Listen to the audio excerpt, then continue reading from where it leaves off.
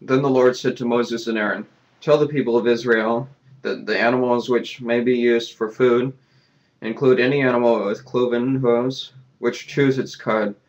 This means that the following may not be eaten: the camel, it chews the cud, but does not have cloven hooves; the coney, or rock badger, because although it chews the cud, it does not have cloven hooves; the hare, because although it chews the cud, it does not have cloven hooves; the swine, because although it has cloven hooves, does not chew the cud. As to fish, you may eat whatever has fins and scales, whether taken from rivers or from the sea, but all other water creatures are strictly forbidden to you. You mustn't eat their meat or even touch their dead bodies. I'll repeat it again. Any water creature that does not have fins or scales is forbidden to you." Leviticus 18:22. Homosexuality is absolutely forbidden, for it is an enormous sin. A man shall have no sexual intercourse with any female animal, thus defiling himself, and a woman must never give herself to a male animal to mate with it. This is a terrible perversion. One day, while the people of Israel were in the wilderness, one of them was caught gathering wood on the Sabbath day. He was arrested and taken before Moses and Aaron and other judges. They jailed him until they could find out the Lord's mind concerning him.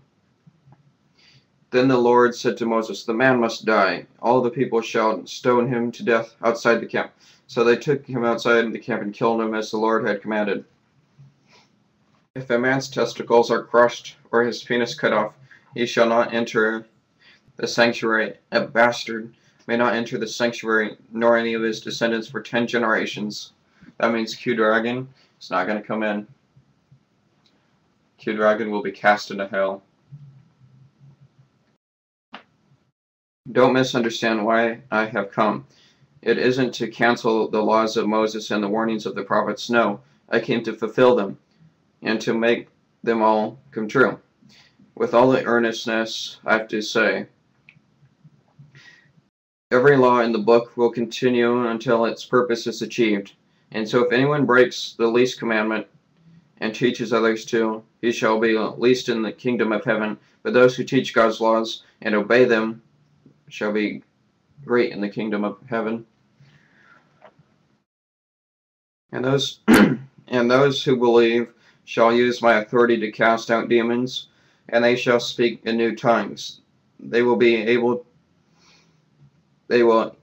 even to handle snakes with safety, and if they drink anything poisonous, it won't hurt them. And they will be able to place their hands on the sick and heal them. Okay, but Christ, as a minister in heaven, has been rewarded with a far more important work than those who serve under the old laws, because the new agreement which he passes on to us from God contains far more wonderful promises. The old agreement didn't even work. If it had, there would have been no need for another to replace it.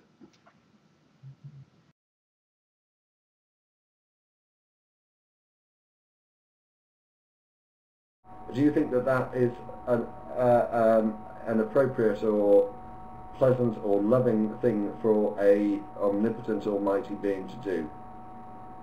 It's a question. Don't look to your Bible for the answer. Look into your heart. Do you think that that is a good thing to do?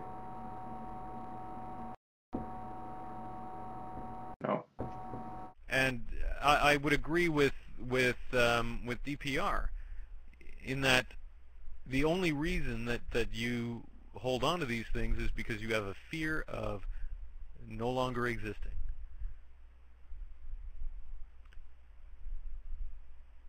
And it boils down to that simplicity. Would that be accurate? You do agree? Okay. Yes. I agree that stopping existence, for me, I don't want to stop to exist, but ultimately it's not about you. It's about us, the planet, right? It's about how we treat other people. It's about how we teach others to behave properly, to treat people with respect, to treat people with kindness. right? It's not about subjugation. Subjugation is a losing game. It's a zero-sum game.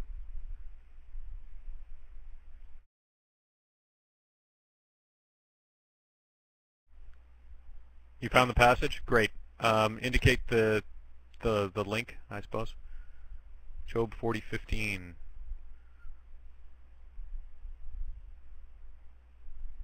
Interesting. Hold on a second. Okay, Job 40:15. Behold now Behemoth, which I made with thee. He eateth grass as an ox. Lo, now his strength is in his loins, and his force is in the navel of his belly. He moveth his tail like a cedar. The sinews of his stones are wrapped together. Yeah, it doesn't say that his tail is a cedar, you dumbass.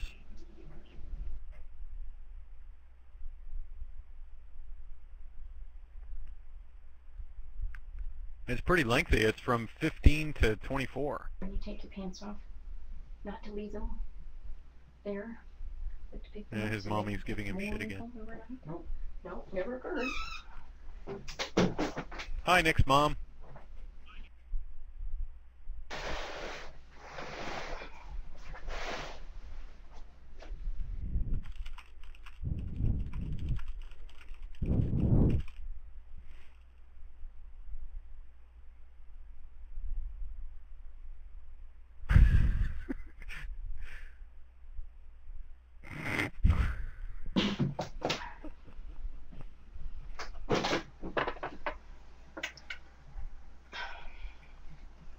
Dad gave you his potatoes because God forbid they had ketchup on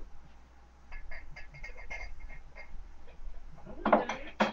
Oh, what else do you need? I need you to pick up after yourself. Look at this. You actually are on the air with all this garbage around you. Ridiculous.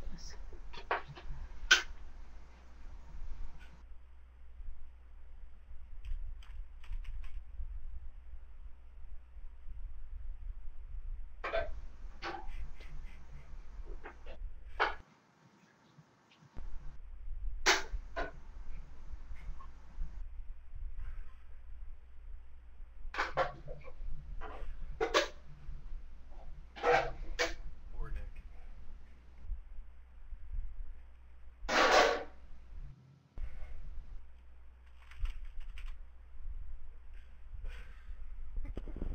You just step back into them, right? This prevents me from having to pick them up.